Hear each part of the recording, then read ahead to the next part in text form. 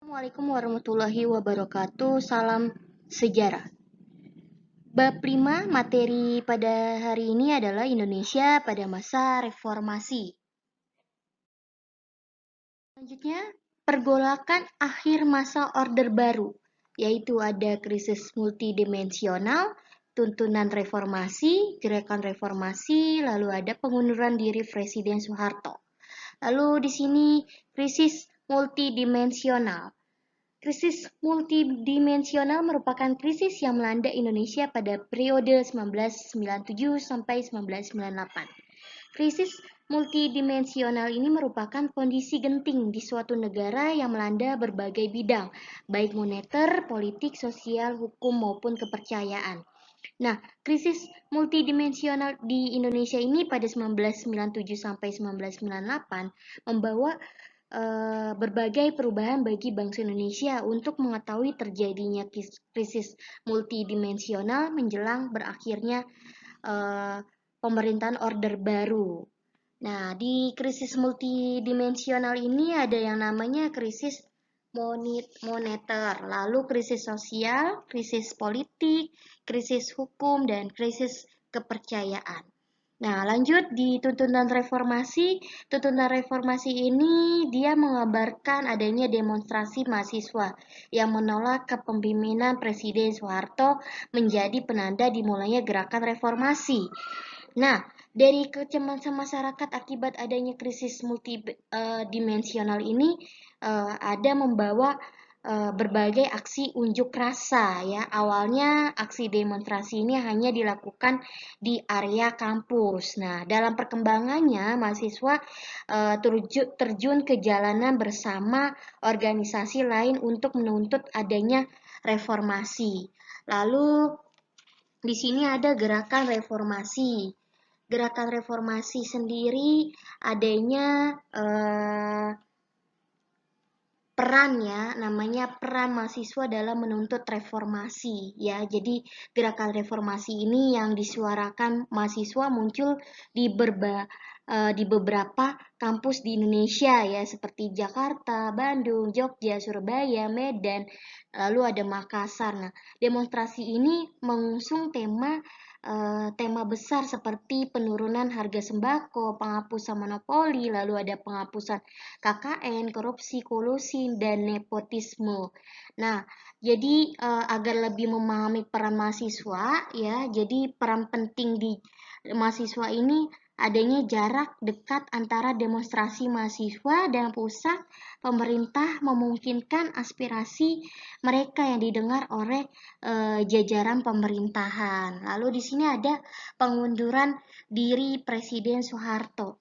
Nah, pengunduran diri Presiden Soeharto ini menggambarkan Presiden Soeharto segera kembali ke tanah air. Presiden Soeharto ini tiba di Bandara Halim Perdana Kusuma pada 15 Mei 1998 ya. Jadi menjelang siang hari, Presiden Soeharto ini menerima Wakil Presiden B.J. Habibie dan sejumlah pejabat tinggi negara lainnya. Nah, selanjutnya Presiden Soeharto ini meminta laporan perkembangannya terakhir mengenai keadaan tanah air pasca berpergian di Kairo. Nah, pada 16 Mei 1998, Presiden Soeharto ini menerima pimpinan DPR Harmoko. Nah, dalam pertemuan tersebut Harmoko ini menyampaikan sejumlah tuntunan reformasi yang semakin mengalir deras. Ya, tuntunan reformasi tersebut dapat disimpulkan ya. Jadi yang pertama ini perlu adanya pelaksanaan reformasi total. Lalu kedua menyampaikan keinginan rakyat agar Presiden Soeharto mengundurkan diri. Lalu ada ketiga ini mendesak dilaksanakan sidang istimewa MPR ya. Jadi tuntunan yang disampaikan Harmoko ini mendapat adanya tanggapan dari Presiden Soeharto ya. Jadi tanggapan Soeharto tersebut tidak diterima. Jadi dalam perkembangannya menyampaikan sepucuk surat dari Kabinet Pembangunan 7 yang ditandatangani oleh 14 menteri. Nah, ke-14 menteri tersebut meminta Presiden Soeharto mundur dari jabatannya dan menolak bergabung dengan kabinet baru. Pada masa reformasi, banyak perubahan yang dilakukan pemerintah untuk mewujudkan kesejahteraan rakyat. Adapun pemerintah pada masa reformasi ya dapat dijelaskan berdasarkan periode-periode. Pada pemerintahan B.J. Habibie mengawali era reformasi ya dengan menghadapi kestabilitasan dan ancaman disintegrasi pasca kerusuhan Mei 1998. Nah, setelah pelantikannya, MPR memberi mandat kepada Presiden Habibie untuk memimpin pemerintahannya. Ya, pemerintahan transisi melaksanakan agenda reformasi secara menyeluruh dan mendasar, serta segera menyelesaikan kemelut yang sedang terjadi. Nah, pada 22 Mei 1998, Presiden Habibie ini menyusun Kabinet Reformasi Pembangunan untuk melaksanakan agenda reformasi. Lalu pada masa pemerintahannya yang disingkat ini, Presiden B.J. Habibie meletakkan dasar-dasar demokrasi bagi Indonesia. Adapun dari kebijakannya, Habibie itu ada pembebasan tahanan, lalu ada kebebasan pers, ada pembentukan partai politik, pelaksanaan pemilu 1999, mengatasi disentralisasi bangsa, kebijakan dalam bidang ekonomi, dan kebijakan otonomi daerah. Lalu ada pemerintahan Abdurrahman Wahid. Abdurrahman Wahid 1999 sampai 2001 ini dia memiliki ikatan kuat dengan etnis Tionghoa ya. Jadi presiden keempat ini mendapat julukan sebagai Bapak Tionghoa Indonesia. Nah, gelar tersebut ini disematkan oleh komunitas Tionghoa Semarang pada 24 Agustus 1995. Nah, karena Presiden Abdurrahman Wahid ini dinilai berjasa menjadi sebuah warga negara memiliki posisi setara, Presiden Abdurrahman Wahid ini merupakan presiden pertama yang dipilih oleh MPR di hasil pemilu 1999. Nah, Presiden Abdurrahman Wahid ini memperoleh suara lebih banyak daripada Megawati. Nah, dalam menjalankan pemerintahannya, Abdurrahman Wahid ini didampingi Megawati Soekarnoputri sebagai wakil presidennya. Nah, untuk menjalankan pemerintahan, Presiden Abdurrahman Wahid ini membentuk Kabinet Persatuan Nasional. Kabinet Persatuan Nasional ini merupakan kabinet koalisi yang terdiri atas beberapa partai, yaitu ada PDIP, PKB, Golkar, P3, dan Partai Keadilan. Nah, pada pemerintahannya, Presiden Abdurrahman Wahid menetapkan ada beberapa kebijakan seperti ada pemisahan Polri dan TNI, lalu ada pengakuan agama, lalu ada mengatasi disintegrasi Irian Jaya, kebebasan pers, lalu membangun kerjasama dengan luar negeri, ya itu ada pemerintahan dari Abdurrahman Wahid. Lanjutannya ada pemerintahan Megawati Soekarnoputri. Pemerintah Megawati Soekarnoputri ini 2001 sampai 2004, dia merupakan presiden perempuan pertama di Indonesia. Nah, dalam menjalankan tugasnya, Presiden Megawati dibantu oleh Hamzahas. Nah, sebagai wakil presiden. Nah, Presiden Megawati ini dan Hamzahas mau mengawali tugasnya dengan yang namanya membentuk kabinet gotong royong. Nah, kebijakan Presiden Megawati tersebut tertuang dalam agenda yang namanya kabinet gotong royong, ya. Seperti dia membuat reformasi bidang politik dan hukum, lalu ada reformasi ekonomi, pemilu 2004. Nah, itu ada kebijakan dari pemerintah Megawati Soekarnoputri. Lanjut, ada pemerintah Susilo Bambang Yudhoyono dan Yusuf Kala.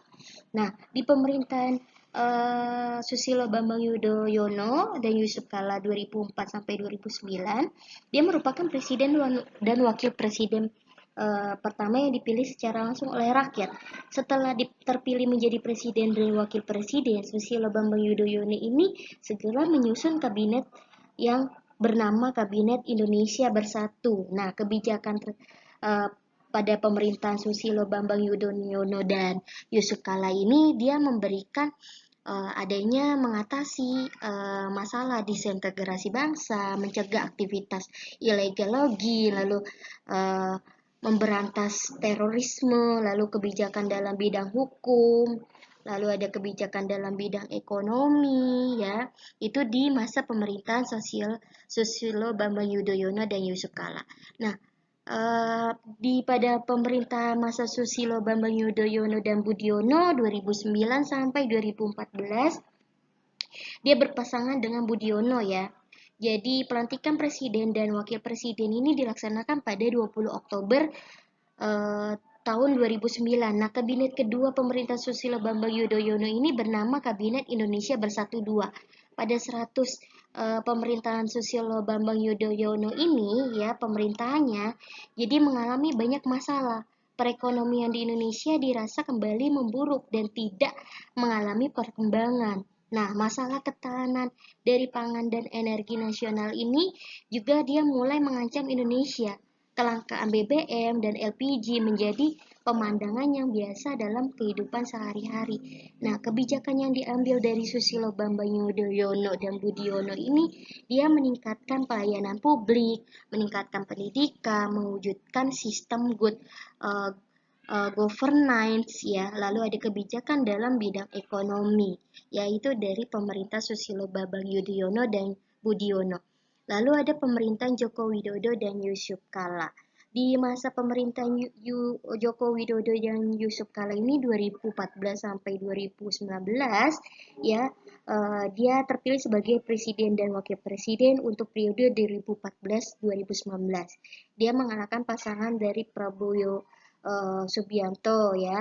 Dia pada 26 Oktober 2014, Presiden Joko Widodo ini mengumumkan daftar nama yang akan menduduki posisi menteri dalam pemerintahannya. Nah, pada kabinet pada masa kerjanya diambil menteri pada kabinet 34 orang dan 8 orang di antaranya adalah perempuan, ya.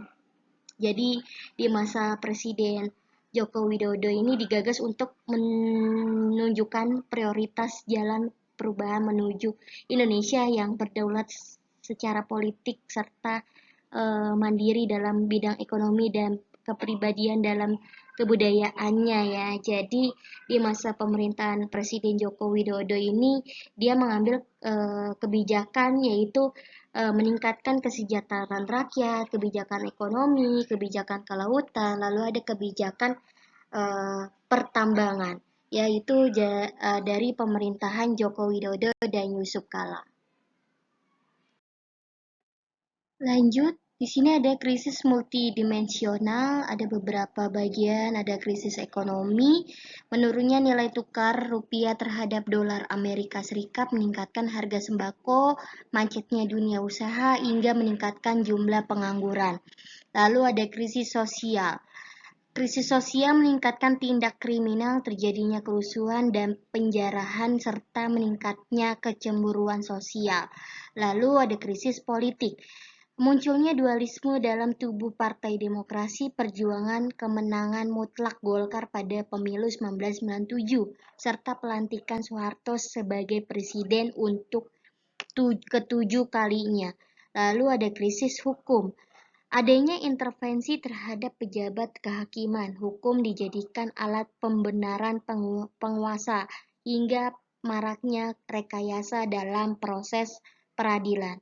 Lalu krisis kepercayaan, ketidakmampuan pemerintah membangun kehidupan politik yang demokratis dan menegakkan supremasi hukum serta kebijakan yang tidak berpihak pada rakyat kebanyakan.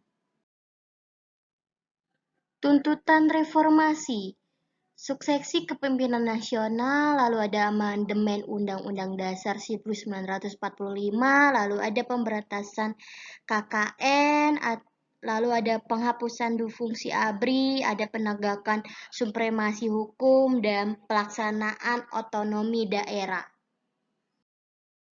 Gerakan Reformasi Mahasiswa.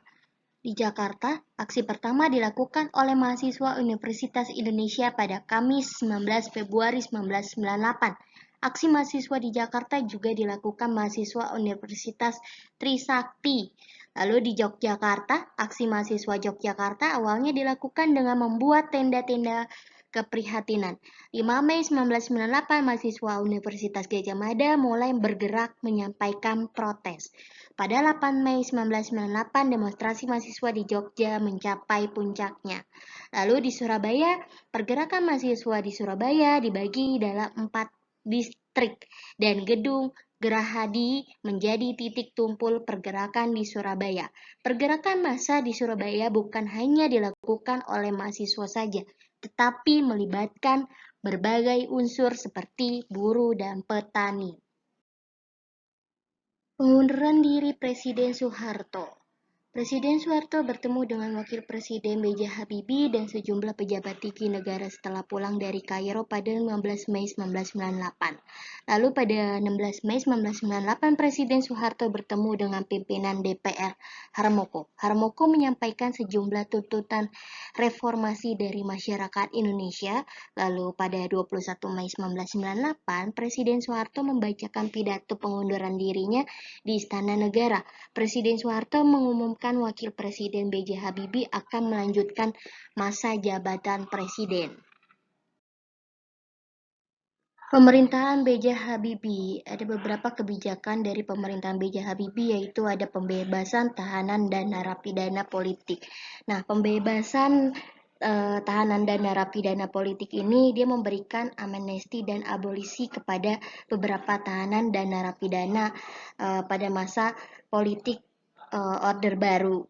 Nah, Presiden B.J. Habibie ini membebaskan Muchtar Pakpahan ya atau Ketua Serikat Buruh Sejahtera Indonesia yang dijatuhi hukuman karena dituduh memicu kerusuhan di Medan pada 1994.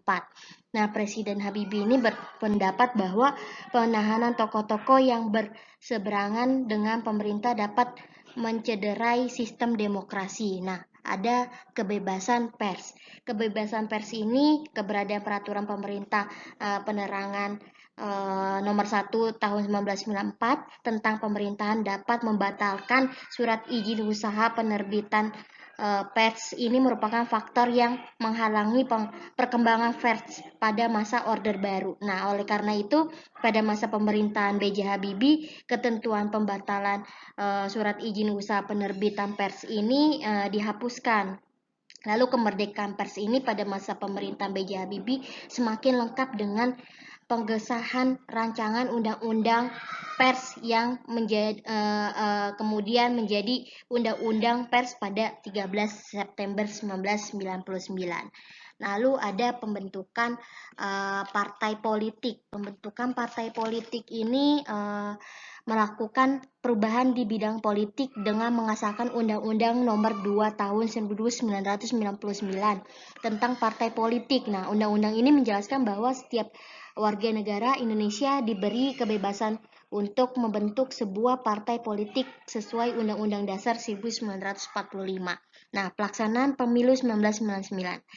Penyelenggaraan pemilu 1999 merupakan wujud nyata pelaksanaan demokrasi pada masa pemerintahan Presiden B.J. Habibie. Nah, pemilu 1999 diselenggarakan oleh Komisi Pemilihan Umum KPU ya yang diketuai oleh Menteri Dalam Negeri Ruhidin ya.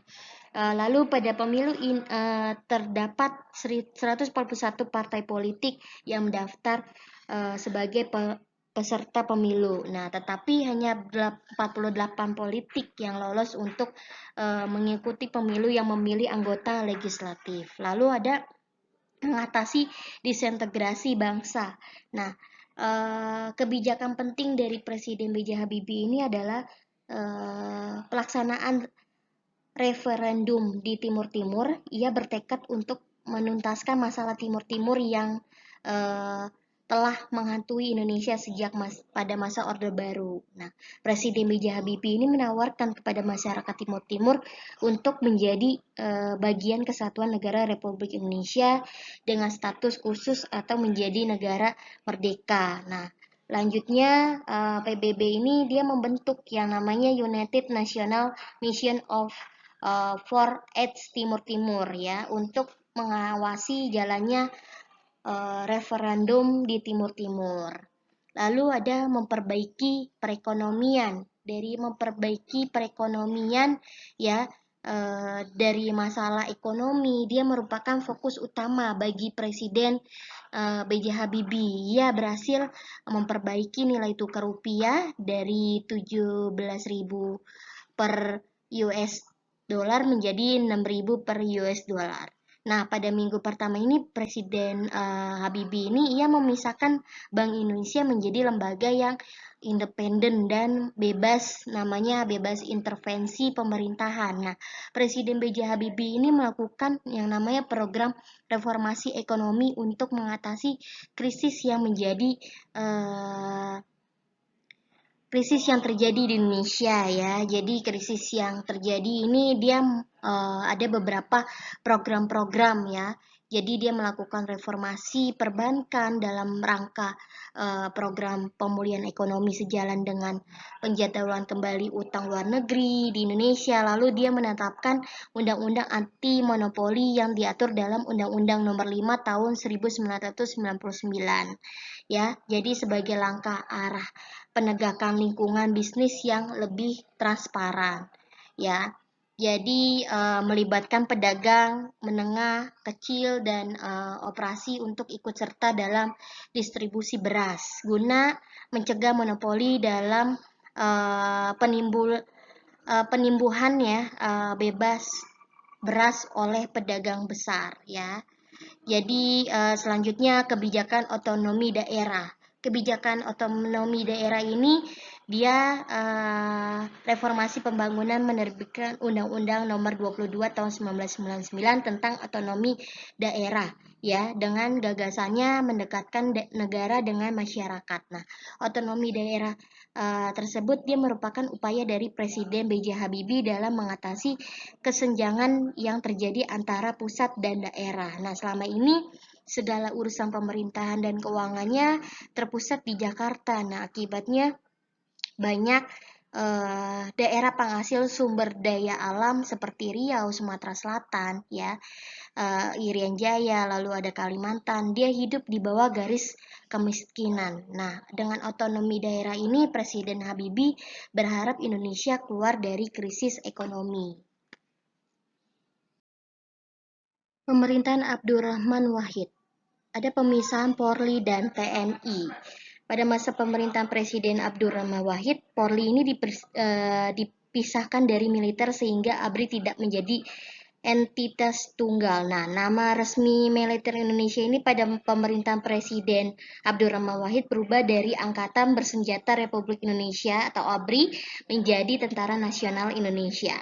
Nah, pemisahan Polri dan TNI ini dilakukan agar kepolisian lebih fokus sebagai pelayanan masyarakat dalam bidang keamanan. Nah, selain itu dari pemisahan tersebut bertujuan untuk melakukan reformasi TNI sebagai penjaga pertahanan sehingga secara bertahap tidak terlibat dalam kegiatan politik dan berdiri netral sebagai abdi negara.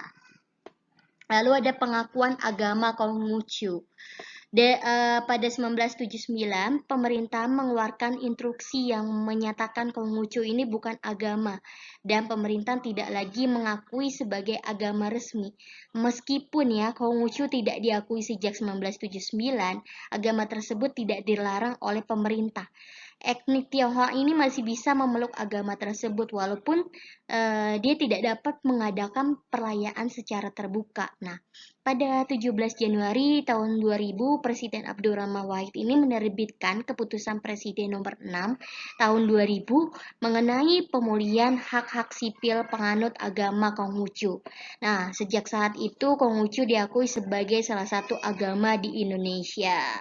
Nah, salah satu bukti pengakuan agama Konghucu ini adalah diselenggarakannya perayaan Imlek ya di Indonesia. Kondisi tersebut mewujudkan Presiden Abdurrahman Wahid menghargai namanya pluralitas dan penjunjung tinggi toleransi ya sebagai generasi penerus bangsa. Lalu ada mengatasi disintegrasi Irian Jaya. Dalam menghadapi tuntutan mengenai referendum Irian Jaya ini, Presiden Abdurrahman Wahid menjelaskan bahwa ada di benaknya bukanlah suatu referendum mengenai kemerdekaan, melainkan bentuk-bentuk otonom daerah. Nah, Presiden Abdurrahman Wahid ini berangkat ke Jayapura dan bertemu dengan pemimpin-pemimpin rakyat serta menjadi Irian Jaya. Nah, Presiden Abdurrahman Wahid ini memutuskan menggantikan nama Irian Jaya menjadi Papua. Lalu ada kebebasan pers. Kebebasan pers ini dalam upaya mewujudkan kebebasan pers di Indonesia, Presiden Abdurrahman Wahid ini membubarkan Departemen Penerangan. Nah, keberadaan Departemen Penerangan ini dianggap merugikan ya karena mengendalikan informasi yang akan disampaikan pers. Nah, oleh karena itu departemen ini dianggap menghalangi kebebasan pers pada masanya. Dengan adanya kebijakan tersebut, pers ini mengalami perkembangan pesat. Lalu ada pembangunan kerjasama dengan luar negeri. Nah, Presiden Abdurrahman Wahid ini mencoba melakukan hubungan dengan negara-negara di sekitar Asia Tenggara. Nah, selain itu, Presiden Abdurrahman Wahid ini melakukan diplomasi ke berbagai negara secara intensif. Ya, kunjungan tersebut ini dia membawa dampak positif bagi negara yang ditunjukkan dengan adanya pemulihan ekonomi dan aliran investasi ke Indonesia. Pemerintahan Megawati Soekarnoputri, reformasi bidang politik dan hukum. Nah, salah satu permasalahan utama dalam pemerintahan Presiden Megawati Soekarnoputri adalah kondisi Indonesia yang belum stabil. Nah, langkah awalnya ini dilakukan pemerintah untuk mengatasi masalah tersebut adalah melakukan amandemen Undang-Undang 1945, lalu membentuk Komisi Pemberantasan Korupsi dan Pengadilan Tindak Pidana korupsi. Lalu reformasi ekonomi ya, reformasi ekonomi dia sejak terpilih sebagai presiden Megawati ini menghadapi masalah yang sangat rumit yaitu kemiskinan. Nah, salah satu strategi yang diterapkan dalam menanggulangi kemiskinan adalah meningkatkan pendapatan dan mengurangi pengeluaran untuk memenuhi kebutuhan pokok sehari-hari. Ya, dari dalam upaya meningkatkan pendapatan masyarakat miskin, pemerintah menerapkan serangkaian program kerja seperti perluasan kesempatan kerja dan peluang usaha, menetapkan program kompensasi pengurangan subsidi BBM. Lalu pemilu 2004. Nah, dari kapan pemilihan presiden dan wakil presiden oleh rakyat secara langsung dilakukan untuk pertama kalinya di Indonesia. Nah, salah satunya keberhasilan yang dicapai Presiden Megawati dalam upaya memperbaiki demokrasi di Indonesia adalah penyelenggaraan pemilu 2004. Nah, pemilu diikuti 24 partai politik dengan sistem perwakilan perimbangan. Nah, pemilu 2004 ini diselenggarakan 2 tahap untuk pemilihan anggota legislatif secara untuk memilih presiden dan wakil presiden. Nah, dalam pemilihan presiden, pemilu dilaksanakan 2 putaran karena dalam 2 putaran pertama tidak ada calon yang mengantongi suara lebih dari 50%. Nah, pemilu dari putaran kedua ini dimenangkan oleh pasangan Susilo ya. Lalu Susilo Bambang Yudhoyono dia perolehan 60,62% suara dan mengalahkan pasangan Megawati Soekarnoputri dengan perolehan 39,38% suara. Nah, dari pemilihan pertama presiden dan wakil presiden oleh rakyat diselenggarakan 2 tahap untuk memilih anggota legislatif dan presiden serta wakil presiden. Pemerintahan Susilo Bambang Yudhoyono dan Yusuf Kala. Kebijakan dalam bidang politik.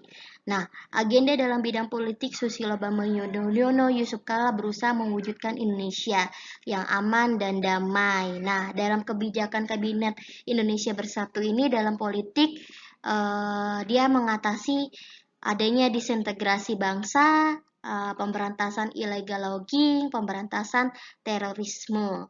Nah, dari mengatasi masalah disintegrasi bangsa ini, dia menciptakan Indonesia yang aman dan damai. Nah, pemerintah Susilo Bambang Yudhoyono, Yusuf Kala berusaha mencari solusi bagi permasalahan dalam negeri. Nah, khususnya masalah disintegrasi bangsa. Nah, konflik Aceh yang berkepanjangan mengharuskan pemerintah segera mengakhiri masalah tersebut. Nah, pemerintah berusaha menyelesaikan konflik Aceh dengan cara damai, adil, dan bermartabat. Lalu ada pencegah dari aktivitas illegal logging ini, aktivitas pembalakan ya liar ini atau illegal logging ini mendapat perhatian cukup signifikan dari pemerintahan Susilo Bambang Yudhoyono. Lalu pemerintahan Susilo Bambang Yudhoyono Yusuf Kala ini membentuk adanya penanganan illegal logging ya, beranggota lintas menteri di bawah koordinasi Menko Kesra untuk lebih mengefektifkan pemberantasan illegal logging. Lalu ada pemberantasan terorisme ya, aksi terorisme ini belum sepenuhnya dapat diatasi oleh pemerintahan Susilo Bambang Yudhoyono ya. Dari penangkapan yang dilakukan terhadap pelaku teror hanya menyentuh pada kulit terluar bukan pada otak sesungguhnya. Nah, bayang-bayang teror ini menjadi mimpi buruk bagi seluruh warga Indonesia, termasuk warga negara asing yang tinggal di Indonesia. Nah, akibatnya belum tertangkapnya otak utama dari aktivitas teroris itu sendiri. Tetapi pemerintah menetapkan bahwa aksi terorisme sebagai kejahatan luar biasa. Lalu ada kebijakan di bidang hukum. Ada penegakan hukum dan pemberantasan korupsi merupakan utama Kabinet Indonesia Bersatu. Nah, atas dasar itu sendiri, Presiden mengeluarkan Instruksi Presiden Impres nomor 5 tahun 2004. Nah, tentang percepatan pemberantasan korupsi. Nah, dalam Impres tersebut, Presiden pemerintahan seluruh Kementerian, Jasa Agung, Panglima TNI, Kapolri, hingga kepala daerah untuk mencegah dan memberantas korupsi. Dalam kebijakan bidang ekonomi, nah di memperbaiki iklim investasi ya.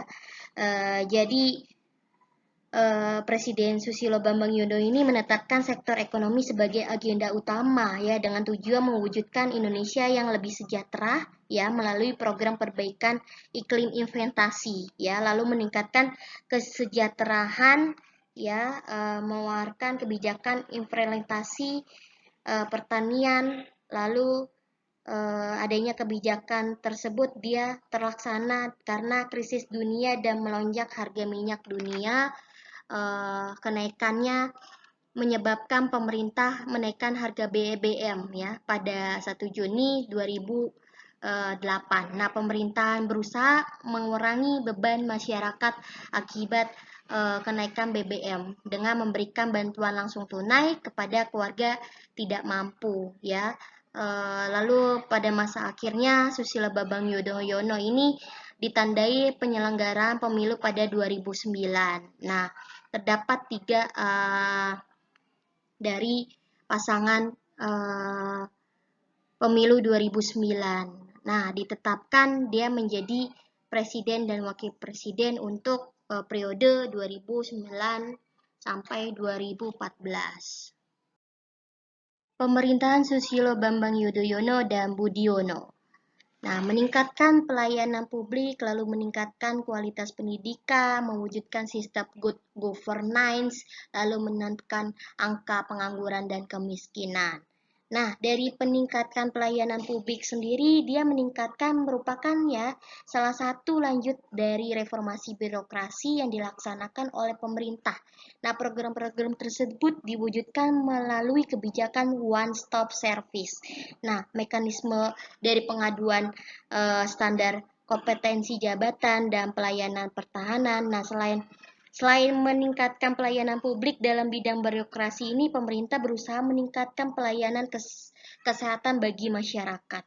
Ya, Jadi menerbitkan kartu jaminan kesehatan, lalu dia digunakan untuk warga miskin untuk mengakses pelayanan kesehatan secara gratis ya. Jadi pelayanan kesehatan yang diberikan pihak terkait kepada pengguna kartu ini yang belum masih kurang optimal. Lalu ada peningkatan kualitas pendidikan. Nah, usaha pemerataan dan perbaikan pendidikan di Indonesia pada masa pemerintahan Susilo Bambang Yudhoyono ini semakin gencar. Nah, dia usahanya perbaikan pendidikan ini dilakukan dengan memperdayakan para sarjana ya untuk merekrut lulusan perguruan tinggi melalui program sarjana di mendidik di daerah tertular ya, tertinggal dan terdepan ya, adalah usaha pemerintah untuk meningkatkan mutu pendidikan di pelosok negeri. Terus lalu ada mewujudkan sistem good governance. Nah, pemerintah Kabinet Indonesia Bersatu 2 ini berusaha mewujudkan good governance seperti pemberantasan korupsi di seluruh elemen pemerintahan. Nah, pada masa pemerintahan Susilo Bambang Yudhoyono ini banyak kasus korupsi terungkap, tetapi dalam praktiknya banyak politisi terlibat dalam kasus dugaan korupsi. Lalu ada menekankan angka pengangguran dan kemiskinan ya. Jadi dalam perekonomian pada masa Susilo Bambang Yudhoyono Budiono ini terus berkembang dengan adanya fundamental semakin kuat. Nah, kondisi ini tercermin dari indeks harga saham ya. Gabung Indonesia jadi terus membaik. Jadi daya saing Indonesia ini dan nilai ekspor ini di tingkat dunia sangat tinggi. Nah, serta investasi dan cadangan devisa terus semakin membaik. Nah, pendapatan dari domestik ini bruto meningkat dan angka pengangguran dan kemiskinan ini terus ditekankan dengan di tengah gejolak perekonomian dunia ya.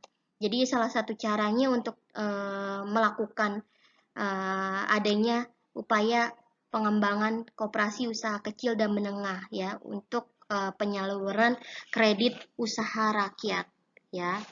Itu dalam periode pemerintah Susilo Bambang Yudhoyono dan Budiono. Di pemerintahan Joko Widodo, perbaikan pelayanan dan meningkatkan kesejahteraan rakyat. Jadi kebijakannya dengan meluncurkan Kartu Indonesia Sehat, Kartu Indonesia Pintar, dan Kartu Keluarga Sejahtera. Nah, sebagai upaya untuk meningkatkan kesejahteraan masyarakat, Presiden Joko Widodo ini memiliki cara kerja yang unik, yaitu sering melakukan kunjungan kerja ke daerah-daerah atau lebih dikenal dengan belusukan ya. Dengan cara tersebut Presiden Jokowi ini dapat mendengarkan aspirasi dari harapan dan keinginan rakyat secara langsung ya. Lalu ada kebijakan ekonominya. Jadi pada 17 November tahun 2014, Presiden Joko Widodo ini mengumumkan kenaikan harga BBM yang diikuti aksi demonstrasi di berbagai daerah. Nah, kebijakan Presiden Joko Widodo menaikkan harga BBM ini dianggap tidak tepat karena pada saat itu harga minyak dunia mengalami penurunan. Nah, pada akhir 2014, pemerintahan kembali mengeluarkan kebijakan berkaitan dengan harga BBM. Nah, pertama, pemerintah menghapus yang namanya subsidi untuk BBM jenis premium, lalu pemerintah berpendapat pencabutan subsidi ya BBM digunakan untuk memperbaiki sektor produktif. Nah, penguatan ekonomi juga dilakukan Presiden Jokowi dengan menghadiri beberapa konferensi tingkat internasional ya. Jadi dia memperkuat adanya kerjasama ekonomi dengan beberapa negara, mengajak investor dunia untuk menanamkan modal di Indonesia. Lalu ada kebijakan kelautan. Kebijakan kelautan ini Presiden Joko Widodo menginstruksikan ya perlakuan keras terhadap pencuri ikan di wilayah perairan Indonesia ya. Jadi selain meminta diadakan razia, Presiden Jokowi ini berharap kapal-kapal asing yang melakukan illegal fishing ini di perairan di Indonesia ditindak tegas agar tidak mengulangi perbuatannya. Nah, salah satu bentuk dari usaha pemerintah untuk memberi efek jera ini pada kapal-kapal asing ya adalah dengan menenggelamkan kapal-kapal tersebut ya. Jadi menangkap kapal asing di perairan Indonesia, menenggelamkan kapal asing yang melakukan illegal fishing. Lalu ada kebijakan pertambangan. Di bidang pertambangan ini pemerintah berusaha menguasai sumber daya alam ya agar dikelola secara mandiri. Seperti contohnya mulai tahun 2008 ya di PT Pertamina dia memiliki kendali penuh atas pertambangan minyak bumi di Blok Mahakam setelah sekira 30 tahun blok minyak tersebut berada di bawah kendali perusahaan asing. Nah, selain itu pada 2019 ya Desember melalui PT Inalum ini pemerintah berhasil mengambil alih 51% saham ya PT Freeport Indonesia setelah 51 Freeport di MC Moran menguasai 90,4% saham. Nah, Presiden menegaskan kepemilikan mayoritas saham PT Freeport ini akan digunakan untuk namanya meningkatkan kemakmuran rakyat ya. Jadi langkah tersebut merupakan keberhasilan pemerintah dalam mengeksplorasi sumber daya alam Indonesia ya demi kesejahteraan dan kemakmuran rakyat Indonesia. Sekian, terima kasih. Itu saja penjelasan saya mengenai Indonesia pada masa reformasi. Assalamualaikum warahmatullahi wabarakatuh.